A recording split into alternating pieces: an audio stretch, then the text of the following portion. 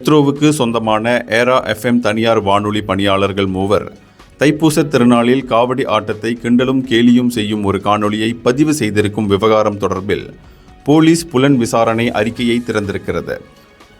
இவ்விவகாரம் தொடர்பில் இதுவரை 6 போலீஸ் புகார்கள் பெறப்பட்டிருப்பதை தொடர்ந்து புலன் விசாரணை தொடங்கியிருப்பதாக ஐஜிபி தான்ஸ்ரீ ரசாருடின் உசேன் நேற்று கூறினார்.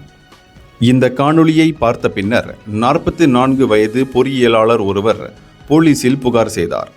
அதில் இந்து சமயத்தை கேலியும் கிண்டலும் செய்யும் அந்த தனியார் வானொலியின் 3 பணியாளர்களின் செயல் இந்துக்களின் மனங்களை காயப்படுத்தியிருக்கிறது என்று அவர் குறிப்பிட்டிருக்கிறார் என்று ஐஜிபி தெரிவித்தார். அந்த காணொளியில் வேல் என்று சிலர் முழக்கமிடுவதும் ஒருவர் அதற்கு நடனம் ஆடும் காட்சியும் இடம்பெற்றிருக்கிறது. இது இந்து சமயத்தை சிறுமைப்படுத்தி இழிவுபடுத்தி இருக்கிறது என்று புகாரில் தெரிவித்திருப்பதாக ரசாருடின் இங்கு செய்தியாளர்களிடம் தெரிவித்தார். இந்தியர்களின் இதய குரல் மக்களோசை.